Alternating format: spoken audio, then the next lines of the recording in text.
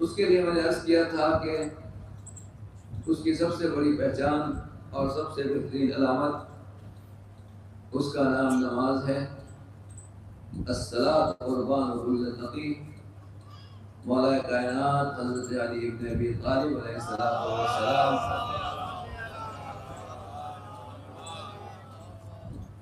امیر المومنین کا ارشاد گرامی ہے کہ نماز ہر مومن کو، ہر متقی کو، ہر پرہیزگار کو اللہ سے قریب کرنے کا ذریعہ ہے۔ اگر کوئی متقی اور پرہیزگار ہے اور وہ یقیناً اللہ سے قریب ہونا چاہتا ہے تو اس کا ایک ہی راستہ ہے کہ انسان نماز کے ذریعے اپنے پروردگار سے قریب ہو۔ علامہ سید ذیشان الجوادی علی اللہ مقامہ کہتے ہیں کہ جیسے تھرمامیٹر ہوتا ہے بخار چیک کرنے کے لیے کہ کس کا ٹیمپریچر کتنا ہے، کس کا بخار کتنا ہے، بدن کی گرمی کتنی ہے، اگر ہمیں اور آپ کو اپنے ایمان کا ٹیمپریچر چیک کرنا ہے، حرارت چیک کرنا ہے کہ ہمارے ایمان کا ٹیمپریچر کتنا ہے، تو اس تھرمامیٹر کا نام ہے نماز۔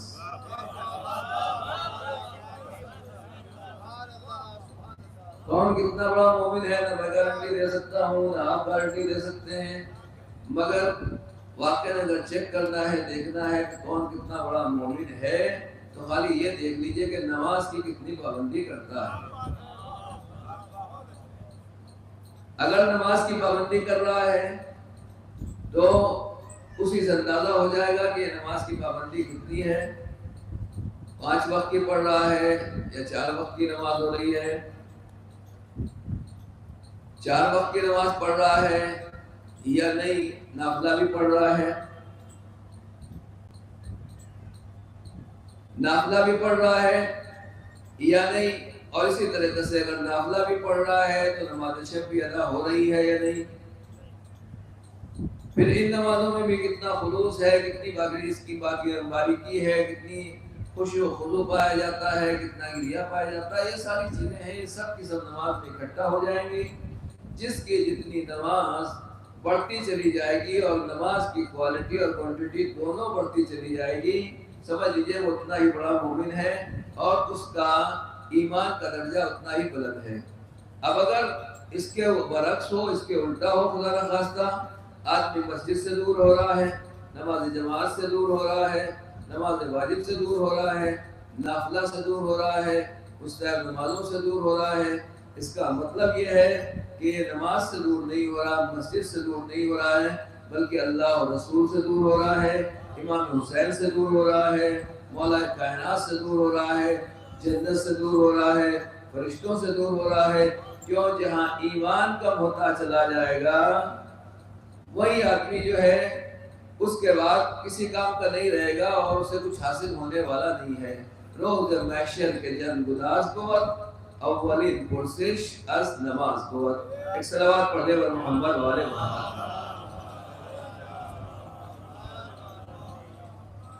حدیث میں ہے کہ روز قیامت سب سے پہلا پرچہ آپ کے سامنے پیش کیا جائے گا، اگر یہ پرچے میں آپ کامیاب ہو گئے، نمبر پاسنگ کے مل گئے تو دوسرا پرچہ دیا جائے گا، تیسرا پرچہ دیا جائے گا، اور اگر پہلے ہی پرچے میں ناکام ہو گئے اور پاس ہونے بھر کے نمبر نہیں ملے تو پھر دوسرے پرچے کی نوبت ہی نہیں آئے گی، وہیں سے سیدھے جہنم میں تشریف لے جائیے، اور اس پرچے کا نام ہے نماز۔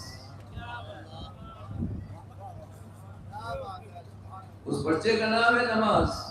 تو عزیزان گرامی، جس چیز کو ہم لوگ ہلکے میں لیتے ہیں، آسانی میں لیتے ہیں، اس کی بات کر رہا ہوں کہ روز قیامت حدیث نے صاف طریقے سے کہا کہ روز قیامت سب سے پہلے نماز کے بارے میں سوال کیا جائے گا۔ لہذا کل میں نے عرض کیا تھا جوانوں کے لیے، بچوں کے لیے، بچیوں کے لیے، کہ جو کچھ بھی ہو جائے آپ کی نماز ادا ہونا ہے اور آپ کی نماز جو ہے وہ چھوٹنا نہیں چاہیے۔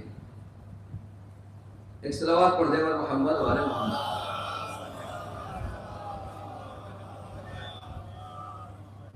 کل میں نے آپ کی خدمت میں عرض کیا تھا کہ واقعہ جو نمازی ہوتے ہیں وہ نمازی کیا کیا کرتے ہیں۔ آغا شمع خانی کا واقعہ میں نے آپ کی خدمت میں بتایا کہ بم کا دھماکہ ہوا اور بم دھماکہ ہونے کے بعد پورے بدن کے اوپر ملبہ ہے اور جسم ڈھکا ہوا ہے، اپنی جگہ سے حرکت نہیں کر رہے ہیں، مگر اس کے بعد بھی نماز قضا نہیں ہوتی۔ یہ مسئلہ ہم نے پڑھا تو تھا مگر آج تک سنا نہیں تھا کہ ایسا ہو. یہاں تک ہے توضیح المسائل میں لکھا ہوا ہے کہ اگر کوئی آدمی ڈوب رہا ہے اور ادھر اذان کی آواز ہوئی اللہ اکبر، مؤذن نے کہا اذان کا وقت ہو گیا، نماز کا وقت ہو گیا، مؤذن نے کہا اللہ اکبر، یہ سمندر میں پانی میں خدا نہ خواستہ کسی طریقے سے کشتی ٹوٹ گئی یا کچھ اور ہو گیا، کوئی حادثہ ہو گیا، یہ ڈوبنے لگا. اب جتنی دیر میں ڈوب رہا ہے ڈوبتے ڈوبتے بھی سے اللہ اکبر کہہ کے نماز کی نیت مان لینا ہے. نماز قضا نہیں کرنا ہے، نماز نہیں چھوڑ سکتے. کتنی دیر رہے گا؟ منٹ، 1.5 منٹ، 2 منٹ رہے گا، مگر اتنی دیر میں بھی اللہ اکبر کر کے جتنی نماز پڑھ سکتا ہے، جتنا سورہ پڑھ سکتا ہے اتنا پڑھ لے. تو نماز کے لیے کوئی چھوٹ نہیں ہے، کوئی بخشش نہیں ہے. بس عزیزان گرامی میں اتنا ہی کہنا چاہتا ہوں کہ اگر نماز پڑھ رہے ہیں تو امام حسین کے ساتھ ہیں، اور خدا نخواستہ نماز سے ہم دور ہوتے چلے جا رہے ہیں تو لشکر امام حسین سے دور ہوتے چلے جا رہے ہیں. ایک صلوات پڑھنے پر محمد والے.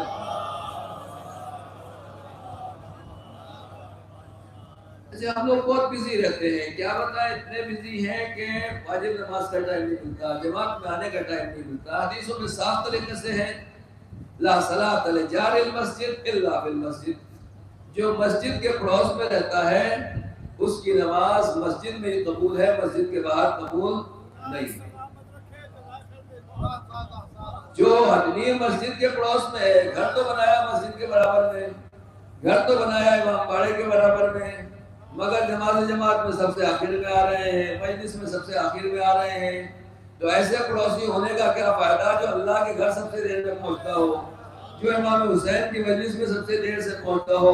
پڑوسی کا مطلب ہی یہی ہوتا ہے کہ آواز بلند ہوئی سب سے پہلے پڑوسی پہنچتے ہیں، ذرا سی کوئی پریشانی ہوئی خوشی ہوئی سب سے پہلے پڑوسی حاضر رہتے ہیں. دنیا کے پڑوسیوں کے یہاں تو ہم سب سے پہلے پہنچنے کے لیے تیار ہیں، اللہ کے پڑوس میں رہ رہے ہیں یہاں کہیں نہیں دکھائی دیتے. صلوات پڑھ دے محمد والے.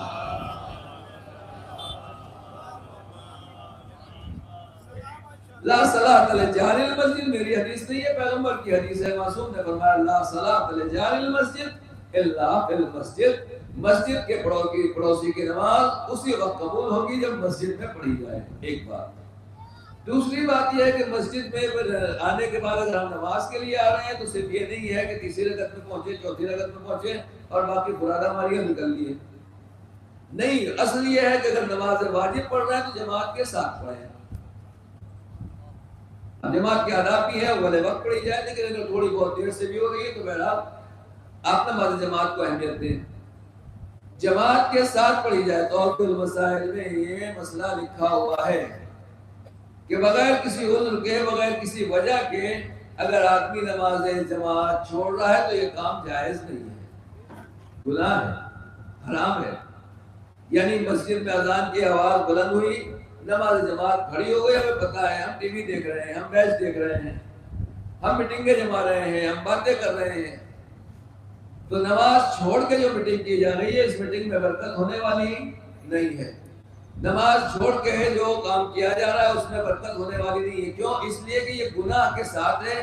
بغیر کسی عذر کے بلا وجہ اگر انسان نماز جماعت چھوڑ رہا ہے تو یہ کام جائز نہیں ہے. اس میں میں بھی شامل ہوں، آپ بھی شامل ہوں. ہمیں اس کا توجہ رکھنا ہے کہ واقعی اللہ نے نماز کو کیا اہمیت دی ہے اور کن کن چیزوں کی طرف توجہ دلائی گئی ہے. یہ مسئلہ میں اس لیے عرض کر رہا ہوں کہ واقعی جوان قوم ملت دیکھے کہ ہم کہاں جا رہے ہیں. اور پھر اس کے بعد جب نماز ہوتی ہے تو نماز میں نافلہ، اتنی نافلہ کہ صبح سے پہلے 2 رکعت نافلہ. چلیے تو ٹھیک ہے، لیکن پہلے آپ نے صبح کی تو پڑھے تبھی تو نافلہ پڑے گا. خدا رحمت کرے، اللہ مجوادی اللہ مقامہ ان کی جھوٹیاں سیدھی کی ہے جو آج آپ کے سامنے آنے کی توفیق ہو جاتی ہے.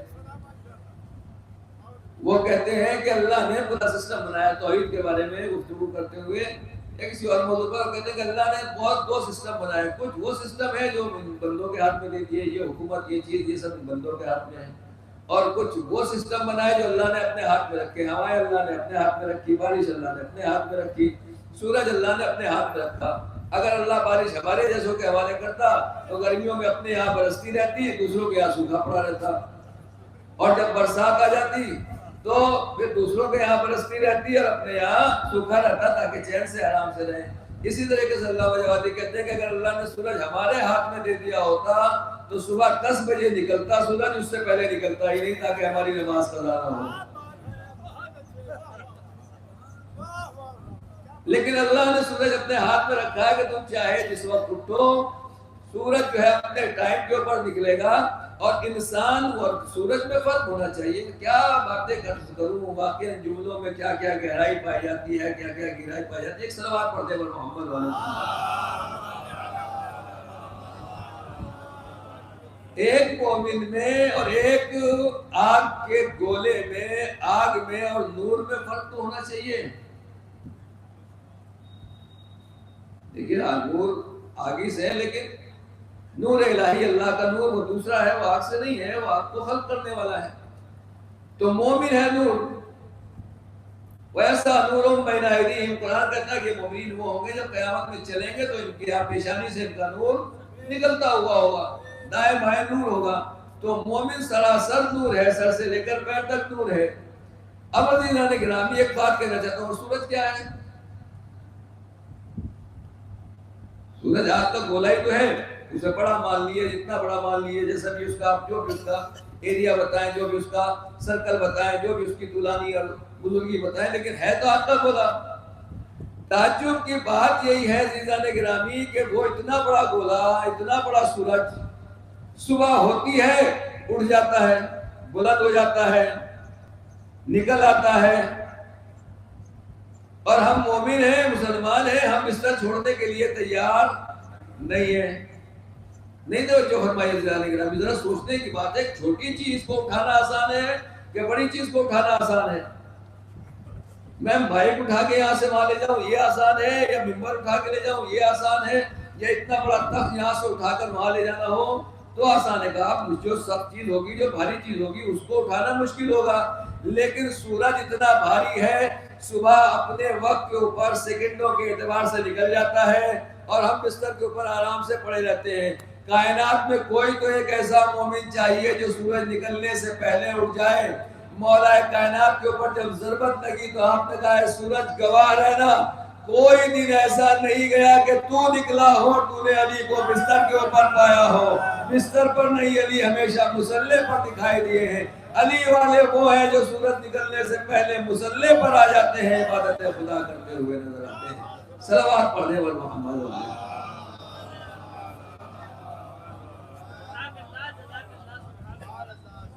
نماز نہیں چھوٹنا چاہیے. دوسری چیز نوافل بھی پڑھیے. جو بات میں کر رہا تھا، بات کیا تھی کہ صبح کی نافلہ 2 رکعت، تو انشاءاللہ صبح کی نماز بھی پڑھیں گے اور صبح کی نافلہ بھی پڑھ لیں گے. سورج نکلنے سے پہلے 10 منٹ پہلے، 15 منٹ پہلے. بچے اسکول جاتے ہیں، کوشش کریں ان کو اتنا پہلے اٹھا دیں کہ سورج نکلنے سے پہلے اٹھ جائیں. ان سے کہیے بیٹا 2 رکعت نماز بھی پڑھ لو. بچپنے سے اگر عادت ڈال دی تو انشاءاللہ یہ ہمیشہ کے نمازی ہو جائیں گے. اب ظہر کی نماز سے پہلے 8 رکعت نافلہ ہے. ارے مولانا 8 رکعت کون پڑھے گا؟ عصر کی نماز سے پہلے 8 رکعت نافلہ ہے. مولانا 8 رکعت کون پڑھے گا؟ تو بہت ہوئی، 4 ہی نہیں پڑھی جاتی. تو بچوں فرمائیے گا عزیزان گرامی، کیونکہ ہمیں دوسرے کاموں میں ٹائم نہیں ملتا، یا یوں کہوں ہم نے نماز کی عظمت کو نہیں سمجھا، فضیلت کو نہیں سمجھا، اس لیے 8 رکعت ہمارے لیے مشکل بن جاتی ہے. 8 رکعت میں کتنے منٹ لگتے ہیں؟ 8 منٹ. وہ بھی مستحب ہے، آپ سورہ الحمد پڑھ لیے، دوسرا سورہ نہ پڑھیے، قنوت بھی نہ پڑھیے. تو جلدی جلدی اگر آپ ضروری نماز پڑھیں گے تو 8 منٹ سے پہلے ہو جائیں گی 8 رکعت. اس ٹائم نماز میں دوسرے صورت کی ضرورت نہیں ہے، آپ پڑھ سکتے ہیں. سورہ الحمد پڑھا، رکوع میں چلے گئے، یہ مستحب نماز کے لیے. تو عزیزان گرامی اگر آپ ظہر کی نافلہ پڑھیں تو 8 رکعت پڑھی جا سکتی ہے. عصر کی نافلہ پڑھیں 8 رکعت پڑھی جا سکتی ہے. جب نماز پڑھنے کا وقت ہوتا ہے تو کہتے ہیں مولانا 8 رکعت کون پڑھے گا؟ اور جب IPL دیکھنے کا وقت ہوتا ہے، جب ورلڈ کپ دیکھنے کا وقت ہوتا ہے، جب 2020 دیکھنے کا وقت ہوتا ہے، ہمارا دل اسی میں لگا رہتا ہے. عزیزان گرامی میں پہلے بھی آپ کی خدمت میں عرض کر چکا ہوں کہ واقعا جس کو بچپنے سے جو سکھایا گیا ہمارا دل اسی میں لگتا ہے. اہل بیت وہ ہیں جنہیں اللہ نے، پروردگار عالم نے نماز کی عظمت بتائی ہے. پیغمبر بتاتے ہیں کہ تمہاری کچھ چیزیں مجھے محبوب ہیں، انہی میں سے ایک نماز ہے جو میری آنکھوں کی روشنی ہے، میری آنکھوں کا نور ہے، میرے دل کا ٹھنڈک ہے. تو بس عزیزان گرامی اس کا مطلب یہ ہوا کہ یہ نماز وہ چیز ہے کہ جو پیغمبر کی آنکھوں کی ٹھنڈک ہے، جس سے پیغمبر کو سکون ملتا ہے. اللہ اکبر. اور ایک جملہ پیغمبر نے عجیب و غریب کہا، ایک سلوات پڑھ دے تو عرض کروں آپ کے درمیان.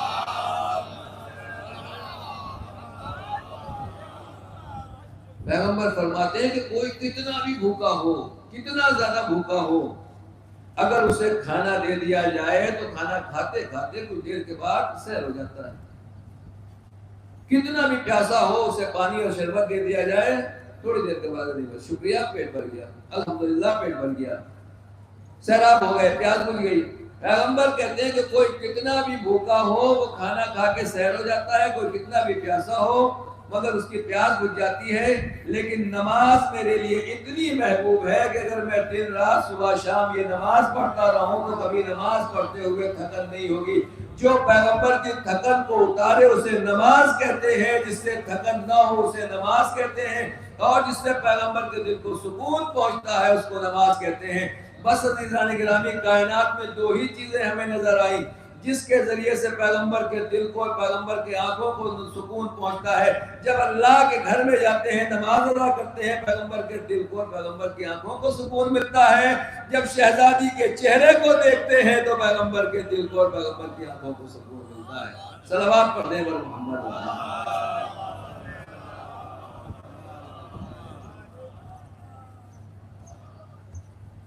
ایک اور بلند آواز سے صلوات پڑھیں.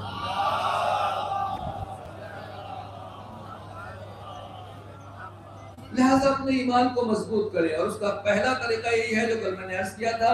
مولا کائنات کیا فرمایا؟ الصلاۃ قربان کل تقی. نماز ہر مومن کو اللہ سے قریب کرتی، ہر متقی کو اللہ سے قریب کرنے کا ذریعہ ہے.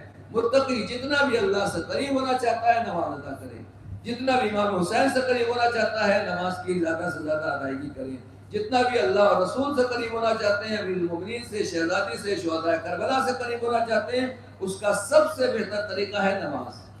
اور حتیٰ کہ عزیزان گرامی، آیت اللہ شیخ انصاری کے بارے میں کہا جاتا ہے کہ شیخ انصاری مرجع تکلیف تھے، ہمارا آپ تو کچھ بھی نہیں کرتے.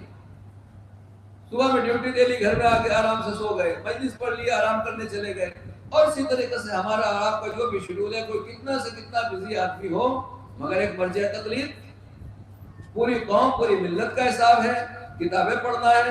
اور آغا شیخ مرتضی انصاری وہ ہیں کہ جن کے بارے میں کہ وہ تو خاتم الفقہاء والمجتہدین ہیں، کتابوں پہ کتابیں لکھ رہے ہیں، تحقیق کر رہے ہیں، درس ہے، تدریس ہے، پڑھانا ہے اور مطالعہ کرنا ہے، اور نہ جانے کتنے کام ہیں، فتووں کے جواب دینا ہے، سوالوں کے جواب دینا ہے، غریبوں مستحقین کو ان کی امداد پہنچانا ہے. یہ سارے کام جناب شیخ انصاری کر رہے ہیں. مگر شیخ انصاری کے بارے میں ملتا ہے کہ جب نماز کے لیے کھڑے ہوتے تو نافلہ ضرور ادا کرتے تھے. ارے قبلہ آپ تو اتنے کام کرتے ہیں، آپ کو نافلہ کا وقت کیسے مل جاتا ہے؟ شیخ انصاری اور دوسرے علماء کہتے ہیں کہ نافلہ کو معمولی نہ سمجھو، اگر تم نافلہ پڑھو گے تو دوسرے کام کرنے کی توفیق بھی حاصل ہو جائے گی. کم وقت میں زیادہ سے زیادہ کام کر لو گے، وقت کو بابرکت بنا دیتی ہے نافلہ. تو عزیزان گرامی، ہم سوچتے ہیں کہ نمازیں چھوڑ کے وقت میں برکت آتی ہے، علماء مجتہدین بتاتے ہیں کہ نماز چھوڑ کے برکت نہیں آتی. نمازیں پڑھتے چلے جاؤ گے، وقت میں دعائیں دیتا رہے گا، وقت تمہارے لیے بابرکت ہو جائے گا. صلوات پڑھنے پر محمد.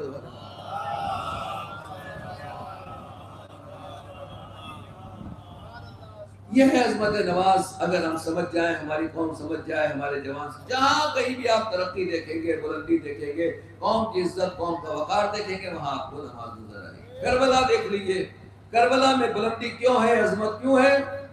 کہ عالم جنگ میں مولا نے مصلی بچھا دیا اور نماز جماعت قائم کی، یعنی نماز جماعت کی اہمیت بتا رہے ہیں. روز عاشور الحمدللہ ہر روز آپ جماعت سے نماز پڑھتے ہیں، مجھے اطلاع خبر ہے، لیکن اگر کبھی کسی وجہ سے شیطان بہکانے کی کوشش کرتا ہے تو نماز جماعت میں حاضر ہوئیے. ساری مسجدیں ہمیں سال بھر فل ملنا چاہیے، یہ نہیں ہے صرف محرم میں مسجدیں فل ہیں.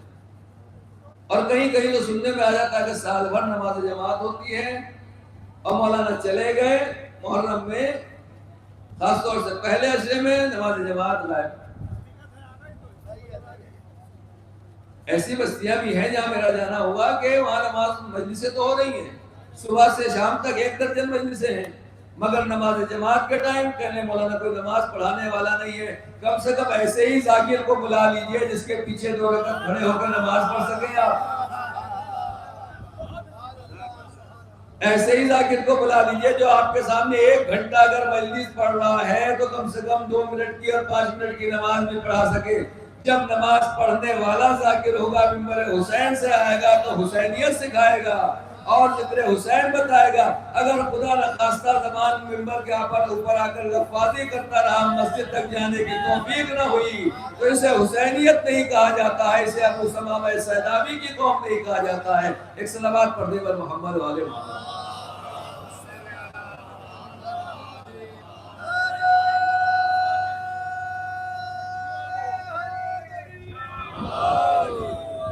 مجلس میں آئیے مگر اس کا رہے خیال، مجلس میں آئیے مگر اس کا رہے خیال، مسجد کہیں کرے نہ شکایت حسین سے۔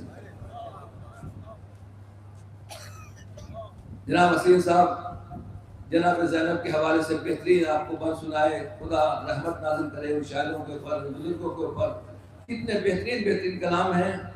شاید بیٹی استاد محترم جناب مولانا ابن علی وائس صاحب کا ایک شعر مجھے یاد آ گیا شہزادی کے حوالے سے، تو جناب زینب کے متعلق ہے، ایک سلوات پڑھ دے تو عرض کر دوں۔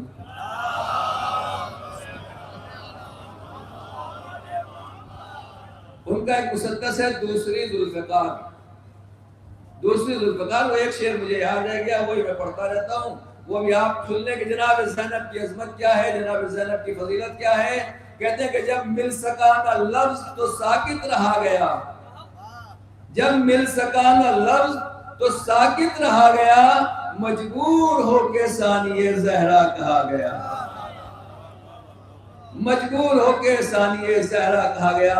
تو جناب زینب اگر ثانیہ زہرا ہے، دوسری زینب میں دوسری زہرا ہے، تو اس لیے نہیں ہے کہ ماں کی بیٹی ہے تو جو ماں کا چہرہ ہے، جو ماں کا حسن ہے، جو ماں کا جلال ہے، جو ماں کا روب داب ہے، وہی ان کے چہرے کو بھی ملا ہے، وہی وراثت ان کو بھی ملی ہے۔ یہاں ثانی کا مطلب یہ نہیں ہوتا یہ ان کے بیٹے ہیں یا ان کی بیٹی ہے، جو عبادت جناب زہرا کی ہے وہی عبادت جناب زینب کی ہے۔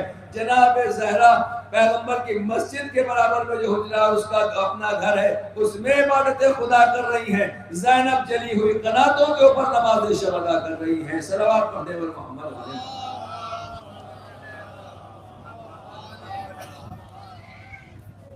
یا علی۔